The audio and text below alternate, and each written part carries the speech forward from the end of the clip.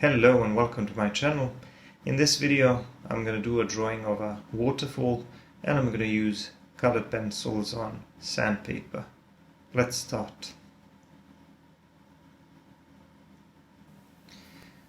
So the first thing I'm going to do is I'm going to sketch out the row of trees or the line of trees at the top above the waterfall. It'll be about, let's say, 1/3 or maybe 1/4 of the height of the paper, and then I'll work on the sky. The paper I'm working on is a 1000 grit sandpaper, so it's a fine sandpaper that you can buy in a hardware store, and the pencils I'm going to use are Faber Castell Polychromos colored pencils. I started by applying a little bit of white pencil at the top, especially near the horizon, because I wanted some light clouds there at the bottom. And after that I used a light phthalo blue on top of that, and I did a little bit of blending with a tortilla. So like I said, it's mostly a plain blue sky with just a few suggestions of clouds at the bottom, just above those trees. Once I've done that, I started working on the trees, and these are going to be coniferous trees for the most part, so I'm just going to draw suggestions of those distant evergreen trees, and I'm going to draw them as small vertical tapering shapes, and maybe I'll refine the appearance and the texture of some of them a bit later, because some of them are going to appear a little bit closer to our viewpoint than others. And here I did a bit more sketching, this time with a black colored pencil, because I wanted to give myself an idea where the edge of that cliff will be and where the waterfall will be, and also how tall the waterfall will be. So you can see that some of the elements of the composition, I had them in my head, and some of them I had to sort of work them out during the drawing process. Anyway, I used a dark green as a base color for these trees in the distance, and then I worked on top of that, as you will see, with some other colors. There will also be another taller tree here all the way to the left. The reason why it's so much taller and larger than the others is because it's much closer to our viewpoint. It's actually a part of the foreground, if you will. So it's like a large detail in the foreground that'll be in front of the others, which will help us create that feeling of depth. So as you can see, I'm kind of refining the shape of the tops of those trees a little bit. Nothing fancy, it's not particularly complex to draw, and I don't really need to spend too much time working on every single tree. Just these tiny suggestions of tops of the trees are good enough for now.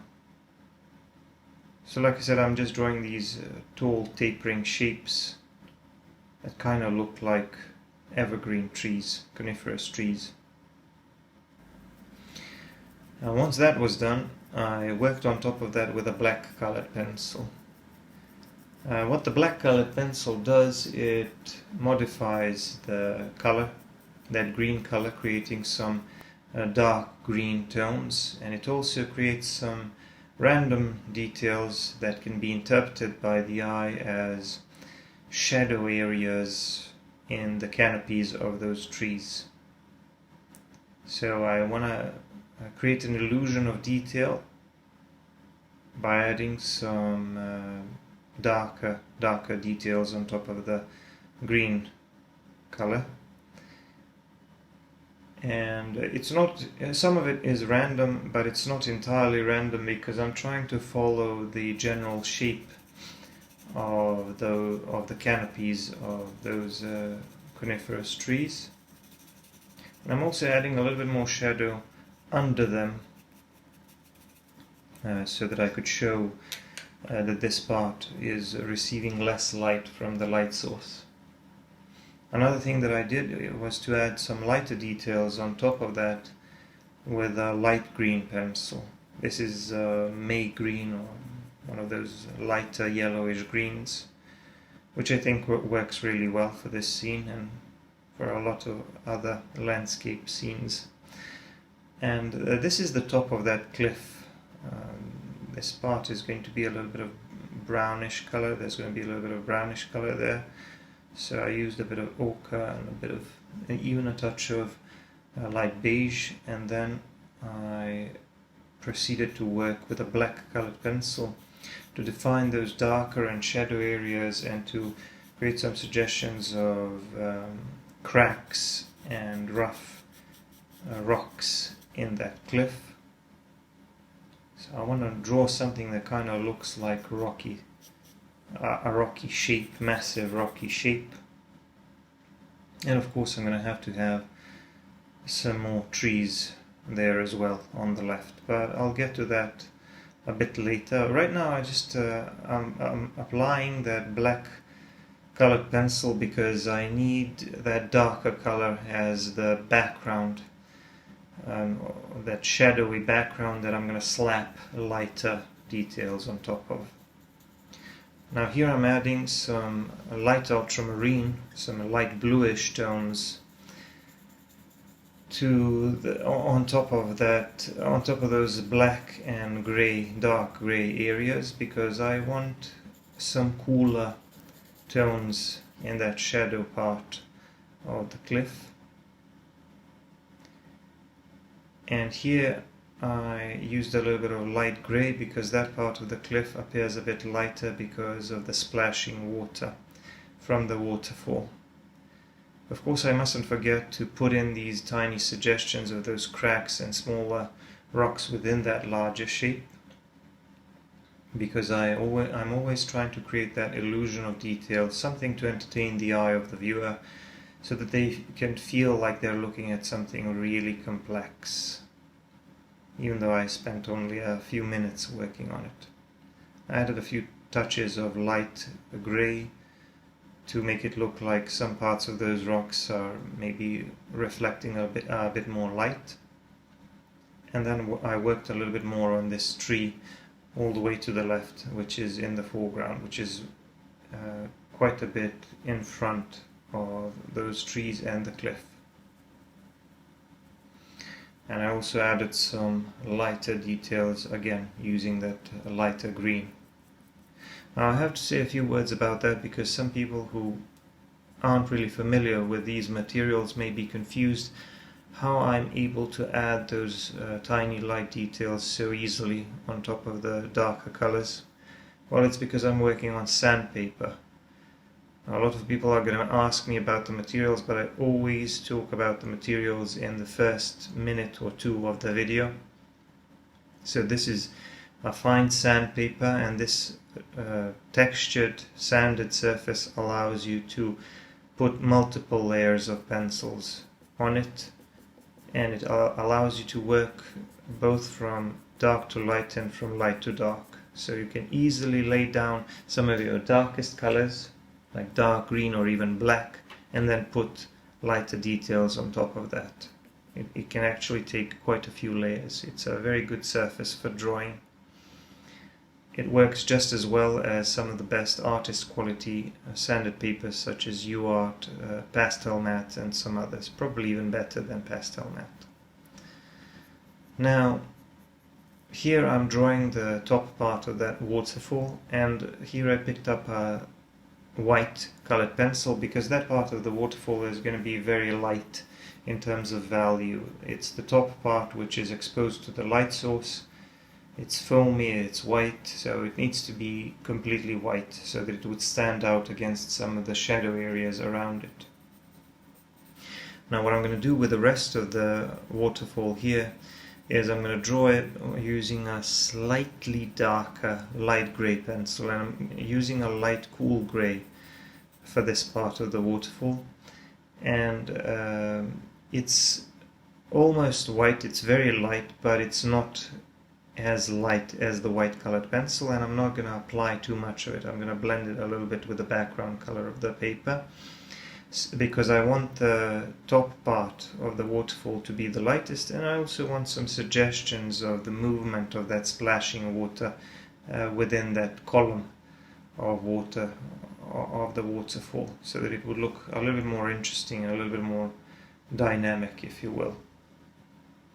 And I'm going to proceed on to the rest of the cliff to the right, and there's also going to be there are also going to be some rocks here in the center and to the right in front of the waterfall, but I'll get to those a little bit later. So as you can see, every now and then I sketch out another element in that scene, so sometimes it's not really necessary to work out the entire composition.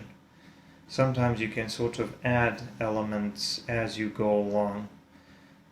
Sometimes that's not necessarily the best approach if you need to worry about things like precision and proportions. But here I took a little bit of artistic license, and by the way, the reference photo will be included in the description if you want to check it out. And you will see that I took some artistic license and I distorted and modified the size and the shape of some of the elements, and you know, I simplified some things, but I always do these things when I draw landscapes.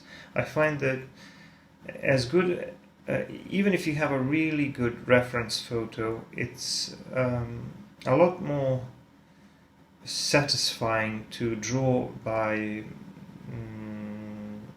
adopting a more loose approach when it comes to following your reference photo. Just sort of glance at it every now and then to give you a rough idea about what you're trying to draw, and then sort of just come up with your own shapes and your own composition. So I'm refining the appearance of those trees, the rest of those trees at the top above the waterfall, and I added some darker details of shadow areas between them and some lighter details on top of those with a light green pencil. Now here, closer to the foreground, we have a few very, very interesting rocks, and this part of them will be very dark. This is an opportunity for me to create some nice contrast, but I also have to pay attention to the shape of this. What is it, a ravine or a, I don't know what to call it, but it's almost shaped like a bowl, and I have to try to convey that shape to the viewer, and I'm drawing the texture of those rocks in such a way to convey the shape and the angle of those rocks. And I also want to add some more bluish colors here as well. So I'm gonna actually rely quite a lot on this dark gray color of the paper, which is really helping me here.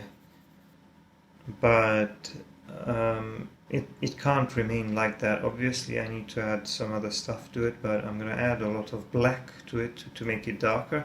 But I'm going to add a touch of Prussian blue here at the bottom as well, because I want it to be darker and also a little bit more bluish. So I like those bluish tones. I'm going to stick with them, and I'm going to add those darker bluish tones with the Prussian blue, and those lighter bluish tones with the light ultramarine. And I'm going to see how that works.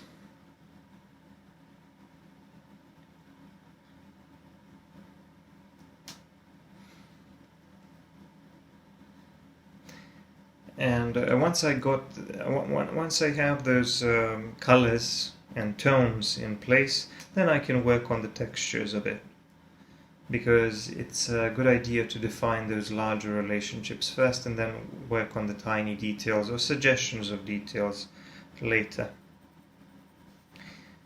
And there are also some interesting details here around the water, like this splashing water is creating some steamy cloud-like effects, and I want to capture those. I want to capture those clouds of steam or water, whatever they are. And to do that, I first go in with a light grey, the same light cool grey that I used for some parts of the waterfall, and then I soften that with a tortillon. I have to soften it with a tortillon because there would be too much texture. It would just look like a group of lines. It would be a little bit too distracting. I just want to soften it, make it look more transparent, very loose and wispy, like an actual cloud. And there's another larger one here to the right, and I'm going to use the same approach with this one. So first I add a little bit of light grey, then I do a bit of blending. If it turns out that it's not light enough, that's okay. I just, once I do the blending, I go over that with a little bit more of that light grey pencil, adding it in some places a little bit more than in others, and then I do a bit more blending to see if it looks better, and now I think it looks a little bit better. I can also do some additional softening with a brush. Now this part of the water is also kind of steamy and foamy and undefined in terms of the shapes and ripples and things like that. Every now and then I'm adding touches of white colored pencil to bring out some of the lighter parts of that water. So now I'm gonna move on to some other parts of the scene. There are some rocks here to the left. Those are quite a bit closer to our viewpoint, closer to the foreground.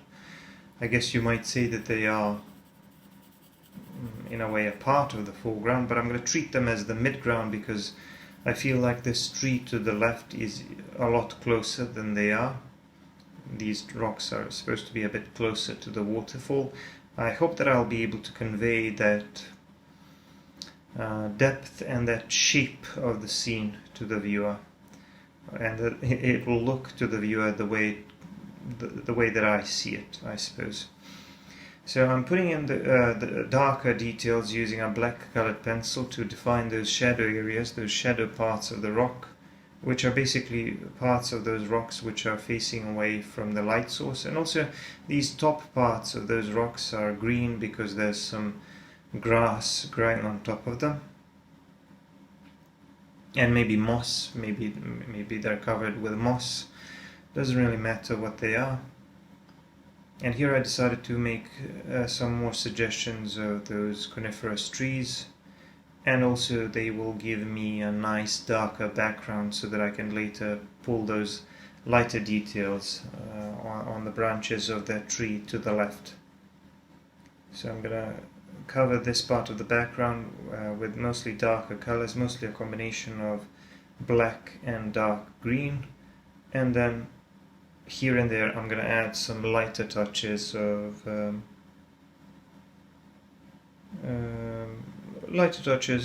lighter green.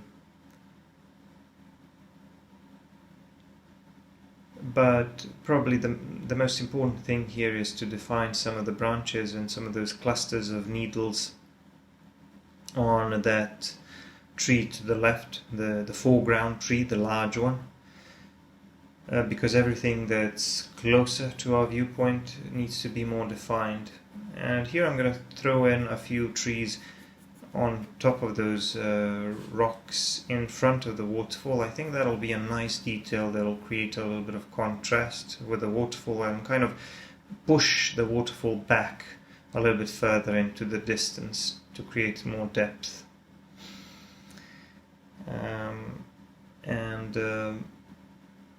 I'm adding some more dark green here and there to add some more details to some of those trees, and now I'm just going to keep working on these branches and these clusters of needles in the canopy of this tree in the foreground, trying to make it look a bit more realistic and a lot more interesting and detailed, because once again the stuff that is in the foreground needs to be more detailed. You can simplify things in the background, you can approximate, you can distort, you can allow the pencil to work for you, creating some random shapes and textures. You can't really do that. You can't really do that with the stuff in the foreground. You have to be, you have to commit to smaller details a little bit more. I also added a few touches of some ochre and some light beige for some of the lighter details on those branches and the tree trunk. I want to make it look like some parts of the tree trunk and those branches are catching a little bit of light from the light source, and maybe they're a little bit lighter. I thought that it would make a nice contrast, and maybe it would make the tree, the canopy of the tree, a bit more interesting. Now I really need to do a little bit more work on this water here, on these cascades coming from the waterfall. And what I want to achieve here is I want to create a suggestion of the movement of the water here. So I'm going to create some more or less random wavy shapes to show how that water is moving and rushing through this narrow place between the rocks and kind of spilling over that in cascades here at the bottom. And I'm also adding a touch of dark green to make the surface of that water a bit more interesting. I don't want to leave it plain grey. I think that with a few touches of green it will look a little bit more interesting. So I did most of the work here using a light grey again, but this time I switched to a slightly warmer grey. I have quite a range of greys in the Faber Castell range of colors, and I like using those lighter greys. I have cool greys and warm greys, so I used some cooler greys at the top, near the top of the waterfall, and I switched to some warmer greys here, where I have some more of those greenish and maybe some more yellowish tones. And now I also need to define the rocks to the right of that water. I'm going to use a similar approach. I'm just going to use a black colored pencil to define those shadow areas. And once again, the way that I do this is I just sort of tentatively draw some darker shapes, trying to make sense of it. And what really helps here is, and I already mentioned, not really worrying too much about what the exact shapes look like in your reference. You just need to relax and just keep in mind where the light source is. It's coming from above, and all of those surfaces which are down or pointing down or facing down rather are going to be darker. All of the surfaces which are facing up are going to be lighter. So as long as you keep that in mind, you will be able to come up with some interesting, realistic looking shapes. But like I said, it's very important that you do this in a very loose and spontaneous manner, because that way the shapes you create will actually be a lot more natural looking. This way, if you just worry too much about the exact appearance of the reference, it'll be kind of forced, and it'll take a lot of your time, and it may not even end up looking as good. So I'm going to cover this slope with a bit more green, that light green, and I'm going to try to add some random detail on top of that. I also didn't really like the shape of some of those trees at the top. I felt like the line was a little bit too even, too straight, too regular, so I decided to break up that line by adding some larger or taller trees which are kind of sticking out above the rest. Notice that I also added some brownish and some ochre tones to those greenish areas at the bottom, because I want a little bit more variation in color. And also there's a little bit of shadow here. There's a shadow area at the top of that slope. That shadow area is probably a result of the cliffs and the trees above it, because the the light is illuminating only that lower part of that bank, if that makes sense, or at least that's the way I see it in the reference. So I'm just gonna leave that part a little bit lighter, and I'm gonna add a bit more shadow at the top, like it is in the reference. And I'm gonna hope that it makes sense, that it's gonna make sense to the viewer.